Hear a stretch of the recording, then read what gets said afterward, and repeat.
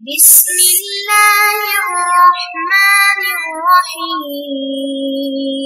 بسم الله الرحمن الرحيم. الحمد لله نحمده ونصلي على رسوله الكريم. أما بعد، رب اشرح لي صدري ويسر لي أمري واحلل عقدة من لساني يفقهوا قولي رب زدني علما. ہم تاریخ اسلام کے اسباق پڑھ رہے ہیں اور ہمارے آج کا سبق کا عنوان ہے موافات مدینہ یا انصار و مہاجرین کا آپس کا بھائی چارہ۔ اپنا یہ سبق شروع کرنے سے پہلے ہم گزشتہ سبق کی دہرائی کریں گے کہ پچھلے سبق میں ہم نے کیا پڑھا۔ تو اپنے گزشتہ درس کا عنوان تھا اذان کی ابتدا۔ اس سلسلے میں ہم نے پڑھا کہ مسلمان مکہ مکرمہ میں کیا کیا کرتے تھے۔ مکہ مکرمہ میں مسلمان بغیر اہتمام کے کسی پکار کے فریضہ نماز ادا کیا کرتے تھے، اور جب یہ ہجرت کر کے مدینہ منورہ میں آ گئے اور لوگوں کی کثرت بہت زیادہ ہو گئی تو نماز کے وقت ایک اعلان اور پکار اور ندا کی ضرورت انہیں پیش آئی۔ اس حوالے سے جناب نبی کریم صلی اللہ علیہ وسلم اور حضرات صحابہ کرام رضوان اللہ علیہم اجمعین کا آپس میں مشورہ ہوا اور اس مشورے سے اذان طے ہوئی، اور اس اذان کے حوالے سے بعض صحابہ کرام کو رؤیا صالحہ یعنی سچے خواب آئے جنہیں اذان کا مکمل طریقہ الہام کیا گیا اور بتایا گیا۔ یوں اذان کی ابتدا ہوئی اور جناب نبی کریم صلی اللہ علیہ وسلم نے مسجد نبوی کے لیے اپنے مؤذنین کو مقرر فرمایا۔ یوں ہمارا پچھلے سبق کا خلاصہ مکمل ہوا۔ اب ہم اپنا آج کا سبق شروع کرتے ہیں جس کا عنوان ہے موافات مدینہ۔ موافات کا کیا مفہوم ہے، کیا مطلب ہے؟ سب سے پہلے ہم یہ جانتے ہیں موافات کی جو حروف اصلی ہیں حمزہ فا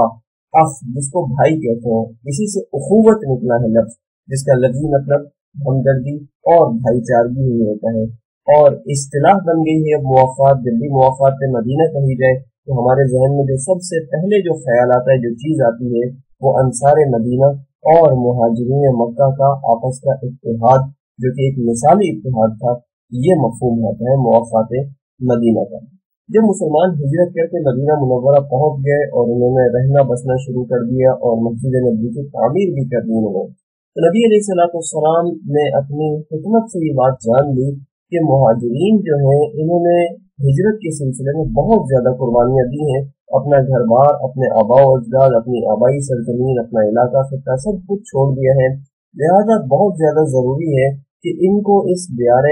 غیر میں، اجنبی دیار میں بالکل تنہا نہ چھوڑا جائے، بلکہ ان کی دلجوئی کی جائے، ان کی دلجوئی اور ان کو آگے بڑھانے کا کوئی سامان کیا جائے۔ ساتھ ہی جناب نبی کریم صلی اللہ علیہ وسلم یہ جانتے تھے کہ مہاجرین میں مکہ کی طبیعت کیسی ہے۔ اگر انہیں آرام سے دکھا دیا گیا اور یہ کہا گیا کہ ہم تمہارے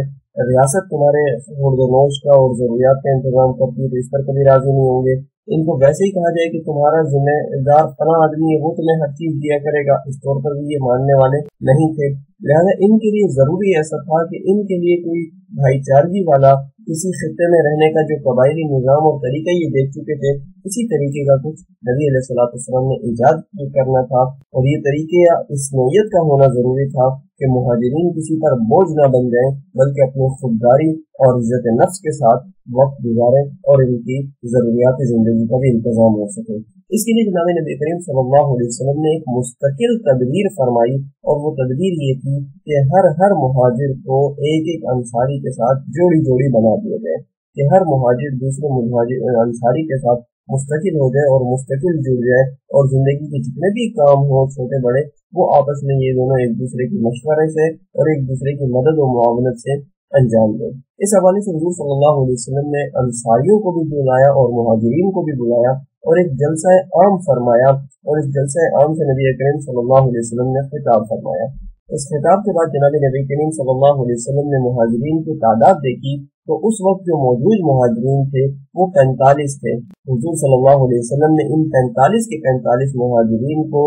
انصاریوں کا صحابی بنا دیا، یعنی ان 45 میں سے ہر کو دوسرے انصاری صحابی کے ساتھ کر دیا، متصل کر دیا۔ اور یہ جو واقعہ ہے یہ مسجد نبوی کی تعمیر کے بعد یا ہجرت کے قریباً 5 ماہ بعد ہوا ہے۔ روایات میں دونوں طرح کے اقوال اور دونوں طرح کی تاریخیں ذکر کر دی گئی ہے۔ مکہ مکرمہ سے یثرب تشریف لانے والے تمام صحابہ کرام کی نبی علیہ السلام نے جوڑیاں بنا دی تھی۔ اپنے اس موقع پر ہم چند بڑے بڑے صحابہ کا تذکرہ کریں گے کہ نبی علیہ السلام نے ان کی کیسے اور کس کے ساتھ جوڑی بنائی۔ حضرت ابو بکر صدیق رضی اللہ تعالیٰ عنہ معروف صحابی ہیں، ان کی جوڑی نبی کریم صلی اللہ علیہ وسلم نے خارجہ بن زبیر رضی اللہ تعالیٰ عنہ کے ساتھ بنائی۔ حضرت عمر فاروق رضی اللہ تعالیٰ عنہ معروف صحابی ہیں، ان کی جوڑی جناب نبی کریم صلی اللہ علیہ وسلم نے عثمان بن مالک رضی اللہ تعالیٰ عنہ کے ساتھ بنائی۔ حضرت ابو عبیدہ بن جراح رضی اللہ تعالیٰ عنہ، ان کی جوڑی نبی علیہ السلام نے حضرت سعد بن معاذ رضی اللہ تعالیٰ عنہ کے ساتھ بنائی۔ حضرت عبد الرحمن بن عوف رضی اللہ تعالیٰ عنہ،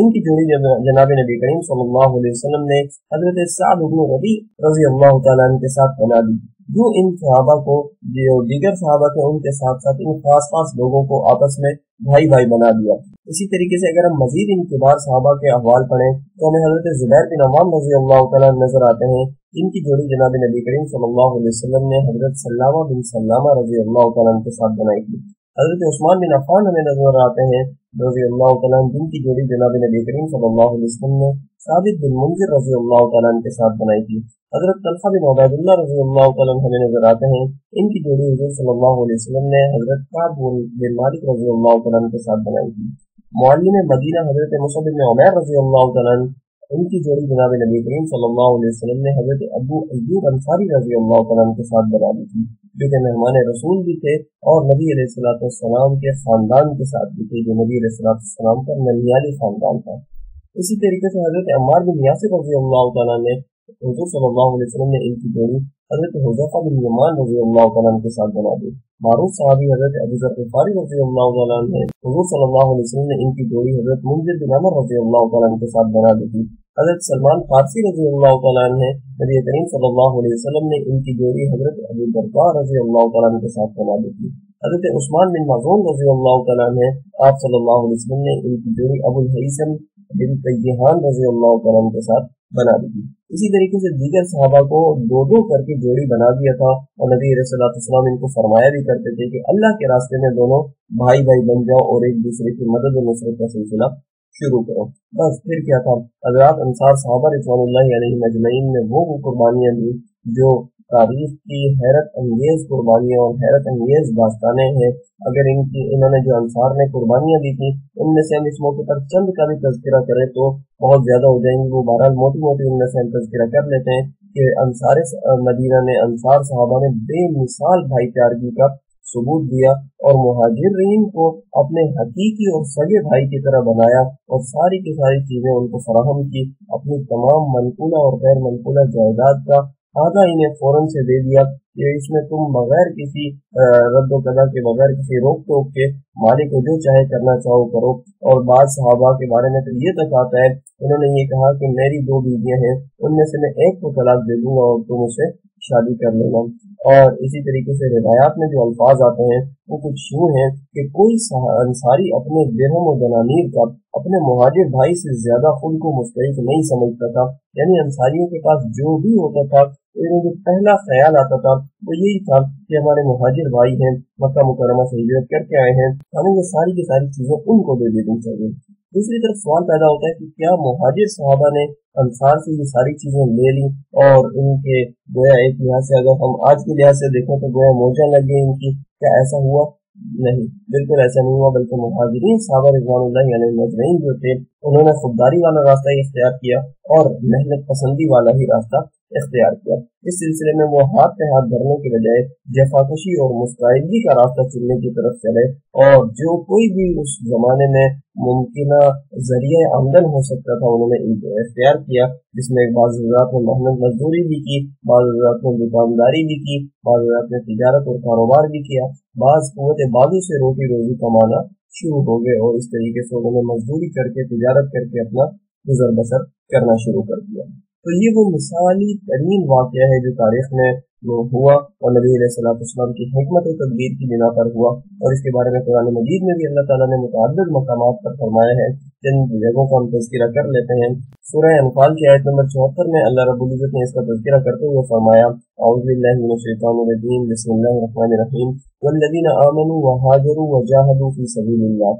ایک مہاجرین ہیں جنہوں نے ایمان بھی قبول کیا، پھر انہوں نے ہجرت بھی کی، پھر اللہ کے راستے میں کوششیں اور جہاد بھی کیا۔ اور دوسرے کون ہیں؟ والذین آووا ونصروا، وہ انصار جنہوں نے ٹھکانہ بھی دیا اور ان کی مہاجرین کی مدد بھی کی۔ اولئک هم المؤمنون حقا، اللہ تعالیٰ نے فرمایا کہ یہ سارے کے سارے ہی سچے مومن ہیں، لہم مغفرۃ، اللہ تعالیٰ کی طرف سے ان کو مغفرت بھی ملنے والی ہے، ورزق کریم، اور ان کو اچھا رزق بھی ملنے والا ہے۔ اسی طریقے سے اللہ رب العزت نے ان کی مغفرت کا، ان کی معیشت کے اچھے ہونے کا، ان کی دنیا کے اچھے ہونے کے بارے میں قرآن مجید کے اندر بتا دیا۔ موافقات کے بارے میں قرآن دیگر آیات بھی ہیں، اسی سورہ انفال کی آیت ہے اعوذ باللہ من الشیطان الرجیم ان الذین آمنوا وہاجروا وجاہدوا باموالہم وانفسہم فی سبیل اللہ۔ ایک تو مہاجرین ہیں جو ایمان لائے، ہجرت کی اور اپنے مال و جان کے ساتھ جہاد کیا، دوسرے انصار ہیں، والذین آووا ونصروا اولئک بعضهم اولیاء بعض، جنہوں نے ٹھکانہ بھی دیا، جنہوں نے مدد بھی کی، یہ آپس میں ایک دوسرے کے پکے دوست ہیں، اور جو ہجرت نہیں کر سکے ان کے بارے میں اللہ تعالیٰ نے فرمایا کہ تمہارا ان سے کوئی تعلق نہیں، ہاں دینی معاملات میں اگر وہ تم سے مدد مانگے تو ان کی مدد ضرور کرو، اور مدد بھی ایسی قوم کے خلاف کرنا جن کا اور تمہارا اور ان کا کوئی تعلق، کوئی وعدہ وغیرہ نہ ہو، اور اللہ تعالیٰ جو کچھ تم کر رہے ہو یہ سارے کے سارے معاملات کو دیکھ رہے ہیں۔ تو یہ موافقات مدینہ ہے، جس میں انصار و مہاجرین میں وراثت کی تقسیم کا بھی سلسلہ جاری ہو گیا، اور یہ سلسلہ یوں ہی چلتا رہا یہاں تک کہ اللہ رب العزت کا ایک اور فرمان آیا، اور تقسیم وراثت بین الانصاری والمہاجرین، یعنی انصار و مہاجرین کے درمیان جو وراثت کی تقسیم کا سلسلہ تھا، اللہ رب العزت نے یہ حکم منسوخ کر دیا، اور اس کی جگہ پر دوسری آیت فرمائی وَأُولُو الْأَرْحَامِ بَعْضُهُمْ أَوْلَىٰ بِبَعْضٍ، کہ رشتہ دار میراث کے حوالے سے زیادہ ایک دوسرے کے مستحق ہیں، لہذا انصار و مہاجرین کی آپس کی جو میراث ملنے کا سلسلہ تھا وہ ختم ہوا، اور اس طریقے سے مہاجرین مضبوط سے مضبوط تر ہوتے چلے گئے، اور انصار نے ان کی ہر لحاظ سے مدد و نصرت کی۔ مہاجرین و انصار کے اس ملاپ سے ریاست مدینہ کی ہر سمت میں ترقی ہوئی۔ یہ ایک تبصرہ ہے کہ مہاجرین نے اپنی تجارت کے ذریعے سے، انصار نے اپنی داخلی پیداوار کے ذریعے سے ریاست مدینہ کو اور سریا تک پہنچا دیا، اس کو ہر لحاظ سے ترقی کی طرف لے کر چلتے چلے گئے۔ یہاں جا کر الحمدللہ ہمارا سبق مکمل ہو جاتا ہے۔ اپنے اس سبق کا ہم خلاصہ پڑھ لیتے ہیں کہ اپنے اس سبق میں ہم نے کیا پڑھا۔ ہم نے اس سبق میں دیکھا کہ حکمت و تدبیر نبوی صلی اللہ علیہ وسلم کی، جس کی بنیاد پر نبی علیہ السلام نے سوچا کہ مہاجرین اور انصار کی آپسی بھائی چارگی قائم کر دی جائے، ان کے درمیان موافقات قائم کر دی جائے۔ پھر ہم نے چند بڑے صحابہ کی موافقات کا تذکرہ بھی پڑھا، اور موافقات مدینہ کے بعد حضرات انصار صحابہ نے جو قربانیاں دی، جو ایثار و ہمدردی کا اظہار کیا، وہ ہم نے پڑھا۔ پھر مہاجر صحابہ کی جو خودداریاں تھیں اور ان کی جو حمیت اور اپنے خودداری تھی، اس کے بارے میں ہم نے پڑھا۔ پھر ان دونوں کا ملاپ ریاست مدینہ کی تعمیر و ترقی میں کیسے معاون ثابت ہوا، یہ ہم نے پڑھا۔ یوں الحمدللہ ہمارا درس مکمل ہو جاتا ہے۔ جزاکم اللہ خیرا، سبحانک اللہم و بحمدک، ونشهد ان لا اله الا الله وحده لا شريك له، ونشهد ان محمدا عبده ورسوله۔ السلام علیکم ورحمۃ اللہ وبرکاتہ۔